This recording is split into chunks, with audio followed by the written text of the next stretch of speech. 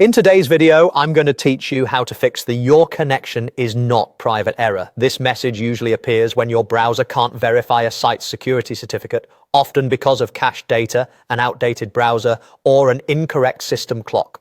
I'll guide you through a quick sequence in Google Chrome and Windows that resolves the most common causes. Start in Google Chrome.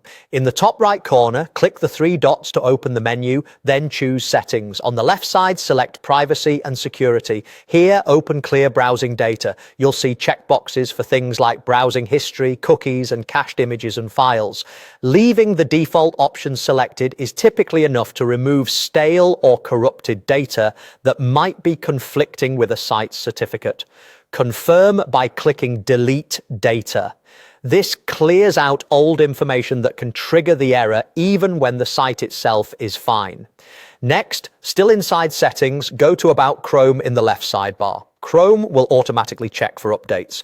If an update is available, let it download and install and relaunch the browser when prompted.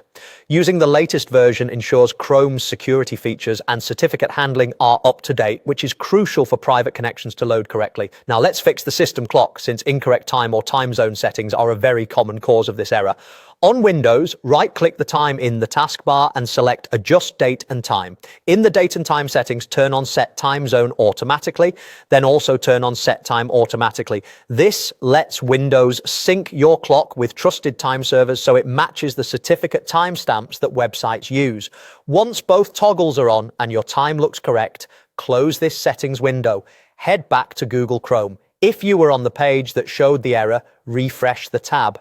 With the cache cleared, Chrome updated, and your system clock corrected, your connection is not private messages will disappear for legitimate, properly configured sites. If the error persists on a specific website after these steps, it can indicate an issue on the site's end, not yours. Avoid entering sensitive information until the warning goes away and try again later, or contact the site owner. But in the majority of cases, the sequence you just followed is all it takes to restore a secure connection. Thanks for watching, and I hope this helped you get back online.